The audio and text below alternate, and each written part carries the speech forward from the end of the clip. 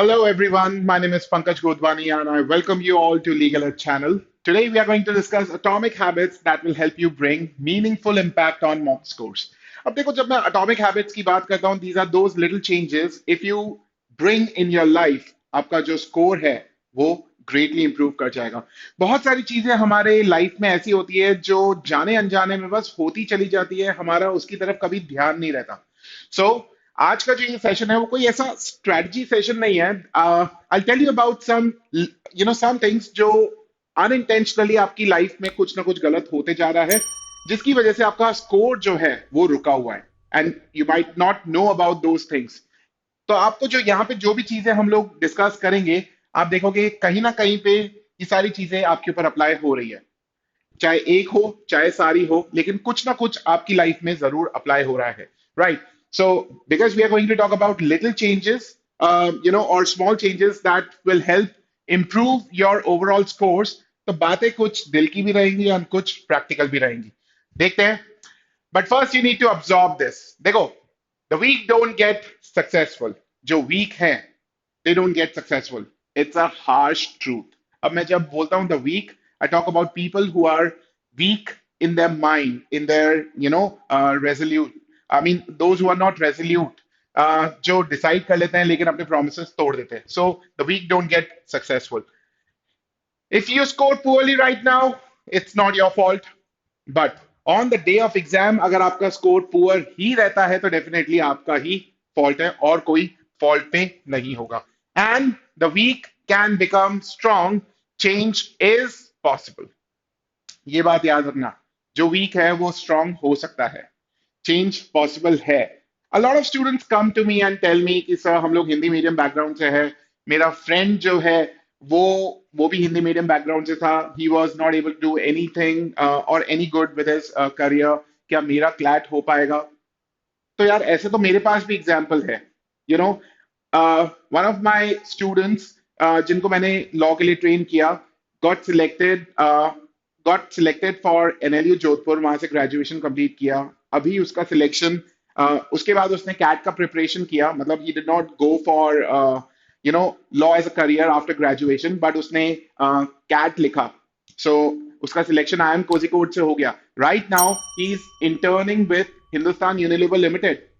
तो यार, और वो बंदा जो है वो हिंदी मीडियम बैकग्राउंड से। So I saw him work hard, overcome his problems. तो आज मेरे पास भी तो फिर एग्जाम्पल है ना। तो याद रखिएगा, एक पर्टिकुलर ऑब्स्टिकल जो है वो आपको तभी तक रोक सकता है जब तक आप उसको ऑब्स्टिकल मानेंगे। अगर आप उसके ऊपर वर्क करना स्टार्ट कर देंगे, डेफिनेटली आगे की राहें जो है खुल जाएगी। सो एग्जाम्पल्स बहुत सारे हैं, यू नीड टू आइडेंटिफाई कि आप किस तरफ है। क्या आप अभी भी वीक बने रहना चाहते हैं या फिर उससे ओवरकम करने की कोशिश करेंगे?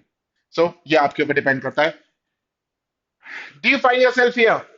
क्या आपके साथ भी ऐसा ही होता है that you are stuck in repeating patterns? Now what do I mean by repeating patterns? देखो, repeating patterns are basically you give into your temptations again and again. Now, what are temptations? For example, आपने अपने आप से promise किया कि कल मुझे ये पर्टिकुलर सब्जेक्ट्स जो है कवर करने हैं, ये क्लास अटेंड करने के बाद मैं इसका ये असाइनमेंट कंप्लीट करने वाला हूँ। फॉर एग्जाम्पल, आपने X Y Z whatever promise जो आपने अपने साथ किए, आप उन्हें बहुत जल्दी जो है वो ब्रेक कर देते हैं। एंड आपके सामने सोशल मीडिया का कोई पोस्ट आया या फिर फोन रखा हुआ है, आपने फटाफट से इंस्टाग्राम ओपन कर लिया, मीम्स देखे, वीडियोस देखे, हंसे, थोड़ा सा चैटिंग किया, टाइम निकल गया। You came into your temptations, or you believe short term pleasure, you believe in short term pleasure over career goals. आपके लिए career goals जो है वो इतने इंपॉर्टेंट नहीं है, शॉर्ट टर्म प्लेजर जो है वो आपके लिए ज्यादा इंपॉर्टेंट है। तो मान के चलेगा, अगर आज आप शॉर्ट टर्म प्लेजर को ज्यादा इंपॉर्टेंस दे रहे हैं, तो ये जो करियर गोल्स है ये आपके लिए हमेशा पीछे ही रहेंगे।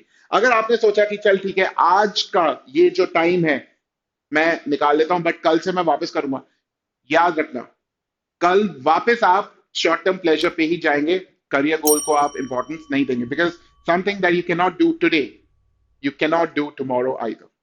ये मैं इसीलिए कह पा रहा हूं क्योंकि मैंने आपको बोला ना, कुछ बातें दिल की, कुछ बातें प्रैक्टिकल।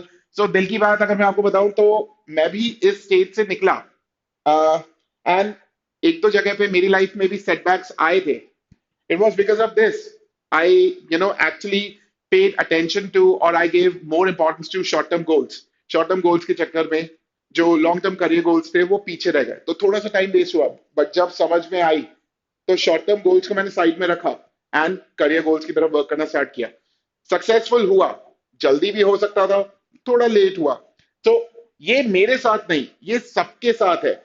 एंड सक्सेसफुल वही होता है जो लॉन्ग टर्म गोल्स को आगे रखता है। सो मैंने आपको बोला कुछ दिल की बात, ये मैंने आपके साथ शेयर किया। So don't get stuck in repeating patterns, it is very important that you get out of them.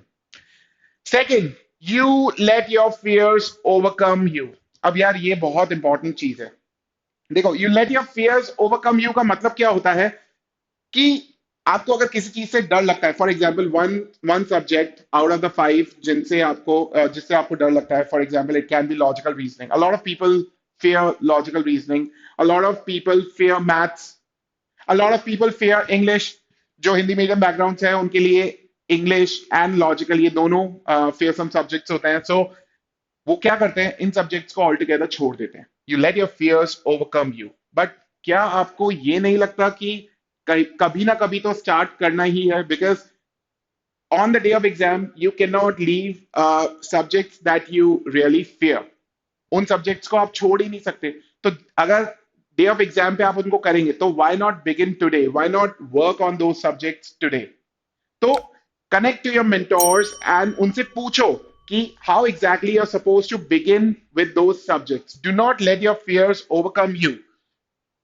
अपने अंदर थोड़ा सा इंकरेजमेंट लेके आओ कि देखो होता क्या है कि शॉर्ट टर्म में आपको रिजल्ट नहीं मिल पाता, इस वजह से वो जो फियर है वो बिल्डअप होना स्टार्ट हो जाता है and finally it reaches a particular point where you stop attending that particular subject all together.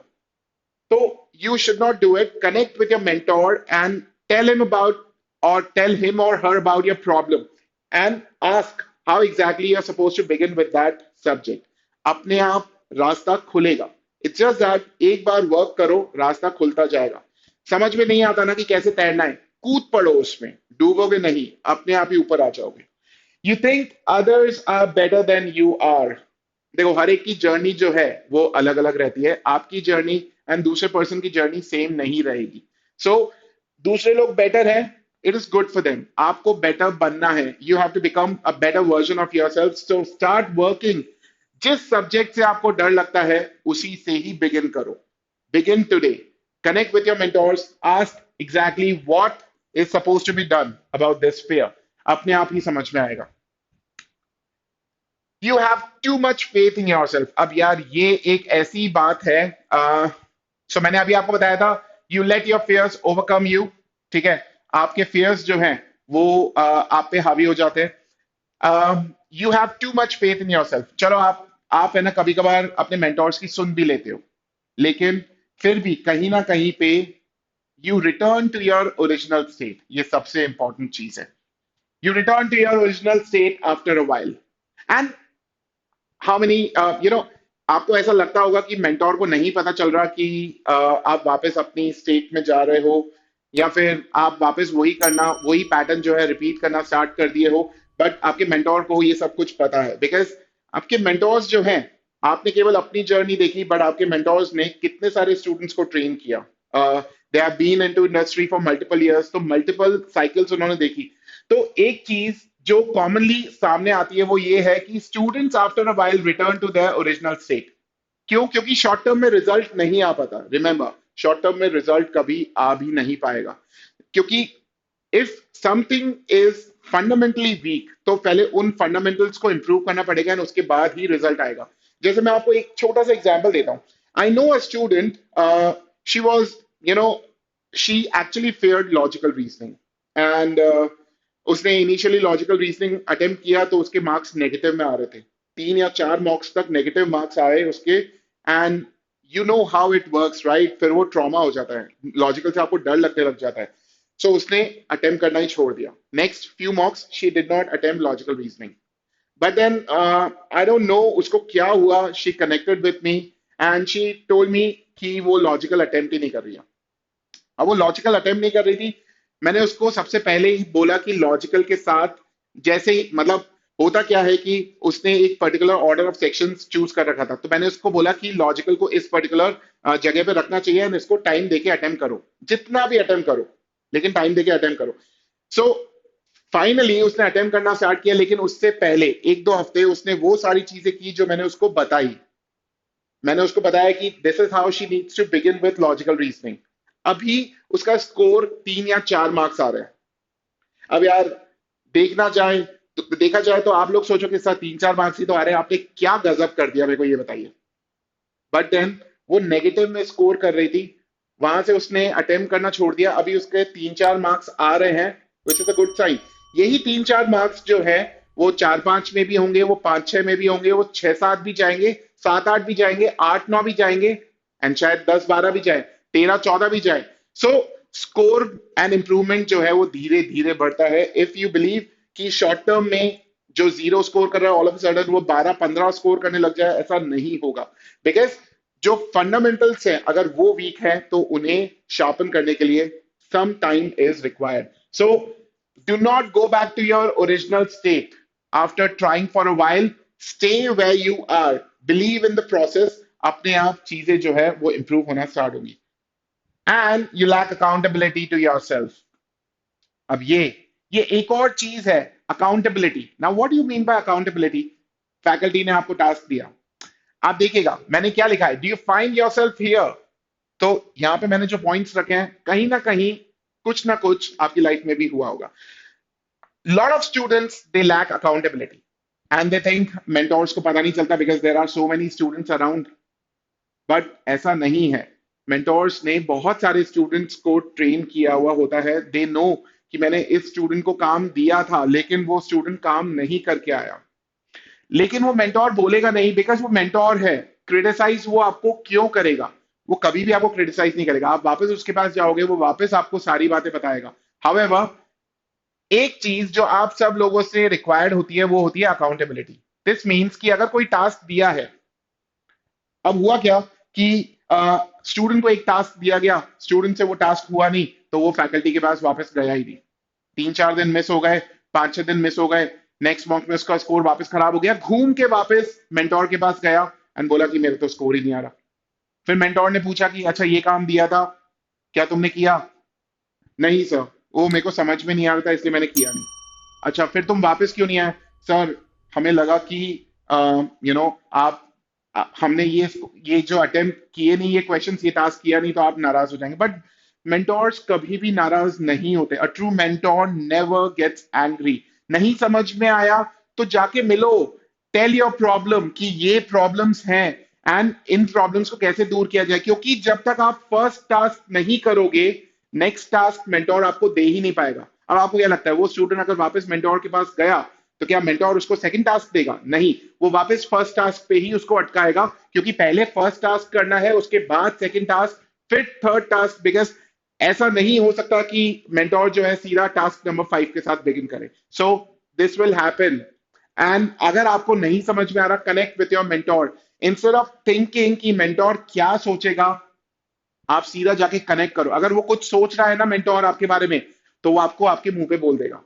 So problem ये होती है कि हम लोग हमारे माइंड में बहुत सारी चीजें सोच के पीछे रुक जाते हैं, आगे बढ़ ही नहीं पाते। स्टॉप डूइंग दिस, ये बहुत इंपॉर्टेंट है। Be accountable. अगर कोई टास्क मिला है तो उसको कंप्लीट करके वापस मेंटोर को दिखाओ, ये बहुत जरूरी है। अब इसके बाद, ये तो कुछ जनरल चीजें हमने डिस्कस की थी। Now things related to academics. देखो होता क्या है, all subjects contribute to good scores, not just few। ऐसा नहीं है कि दो सब्जेक्ट्स जो हैं आप कंप्लीट कर लेंगे एंड दो सब्जेक्ट्स आप छोड़ देंगे, एक में स्कोर पता नहीं कैसा आ रहा है। ऐसा नहीं हो सकता। All subjects contribute to good scores. So अगर आपको अच्छा स्कोर चाहिए, you can't just stay dependent on few subjects and afford to leave few। ऐसा नहीं हो सकता। अब मैं यहां पर जनरली, मैथ्स एक ऐसा सब्जेक्ट है, स्टूडेंट्स फेयर दिस सब्जेक्ट, या फिर वो इनको इस सब्जेक्ट को सोचते हैं कि यार हमें इसको अटेम्प्ट नहीं करना, हम लोग इसको छोड़ के एंड दूसरे सब्जेक्ट्स के ऊपर ध्यान दे देंगे। लेकिन क्या आपको लगता है कि on the day of exam इस सब्जेक्ट को छोड़ के आप वही वाला स्कोर दूसरे सब्जेक्ट से लेके आ सकते हो? ऐसा नहीं हो सकता। सो जिस भी सब्जेक्ट से आपको डर लग रहा है, begin with that subject immediately, connect with the respective mentor, ask कि कहाँ से बिगिन करना है। फॉर एग्जाम्पल, मैथ्स की अगर बात हुई तो you can immediately begin with ratios, ratio and proportion, you can begin with percentage, averages, so mixtures, ये सारी चीजें आप इनिशियली बिगिन कर सकते हो, एंड स्लोली एंड ग्रेजुअली छोटे छोटे डीआई के क्वेश्चंस जो है सॉल्व करते हुए बड़े क्वेश्चंस की तरफ जो एक्चुअली एग्जाम में आते हैं उनकी तरफ मूव करोगे। सो सिमिलरली, अगर आपको इंग्लिश में एंड लॉजिकल में डाउट्स आ रहे हैं तो those doubts are mostly related to vocabulary, क्योंकि वोकैबुलरी अच्छी होती तो क्या लिखा हुआ है वो समझ में आ जाता।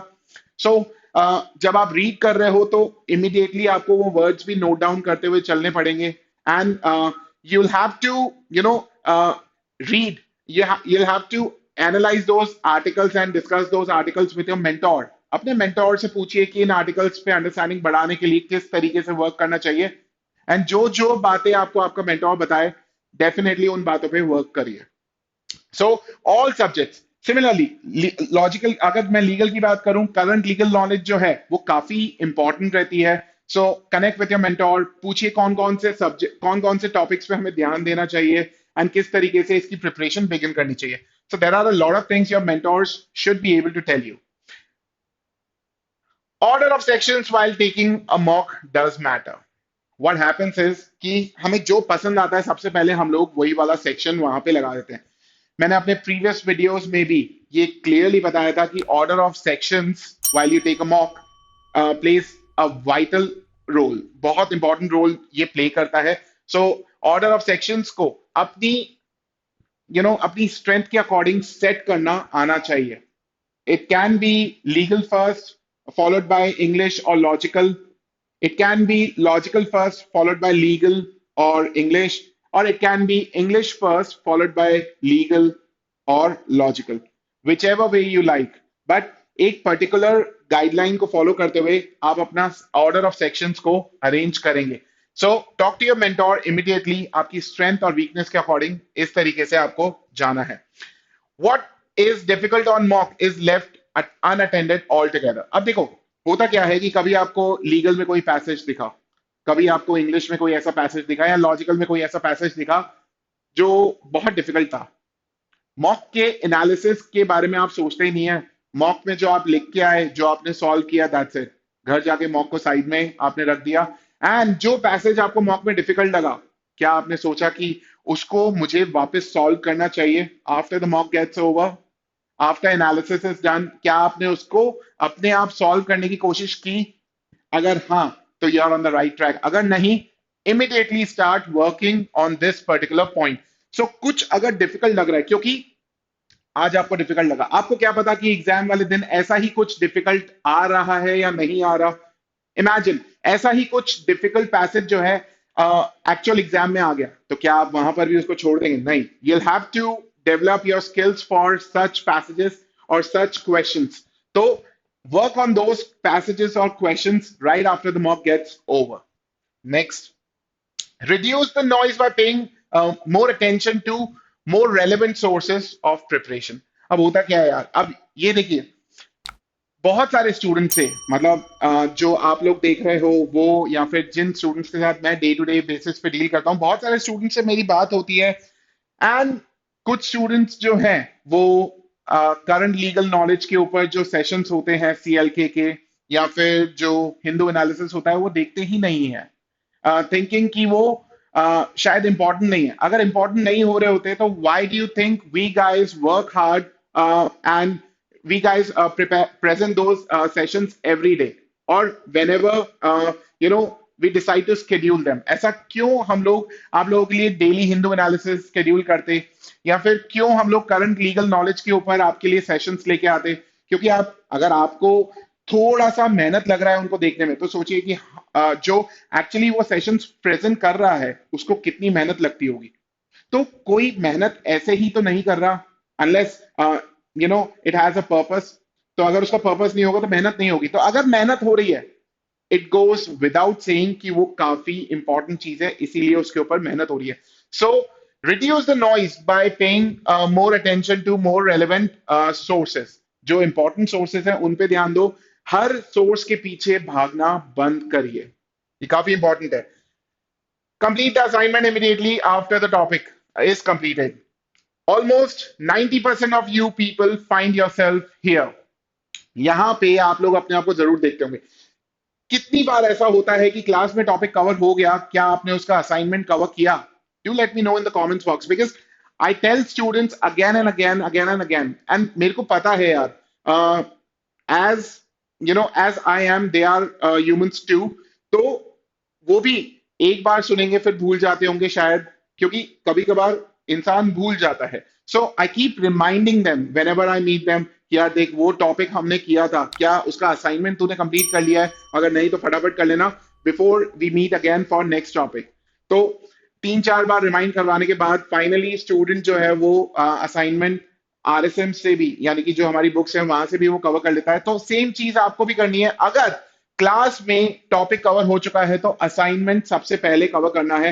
And whenever doubt sessions are scheduled, जो भी आपके डाउट्स है उस पर्टिकुलर असाइनमेंट पे, वहां पे उनको अपने मेंटोर्स के साथ डिस्कस करिए। बहुत इंपॉर्टेंट है, क्योंकि जब छोटे क्वेश्चंस पे आपके डाउट्स क्लियर होना स्टार्ट होंगे तो बड़े क्वेश्चंस पे आपकी एबिलिटी अपने आप ही इंप्रूव होती जाएगी। And discuss your reasoning with respective faculty, चाहे लीगल के क्वेश्चंस हो, इंग्लिश के क्वेश्चंस हो, लॉजिकल के क्वेश्चंस हो, रीजनिंग हर कहीं पे अप्लाई होती है। एंड उसी रीजनिंग को आपको ध्यान देना है कि कोई ऑप्शन गलत क्यों है। बहुत इंपॉर्टेंट है, इन इन सारी टाइप्स ऑफ रीजनिंग को हम हमारे माइंड में हमेशा रखें। And one important thing, trust your mentor. कोई मेंटोर अच्छा या बुरा नहीं होता, सारे मेंटोर्स अच्छे होते हैं। अगर आपने किसी को अपना मेंटोर माना है, give your leash to that mentor.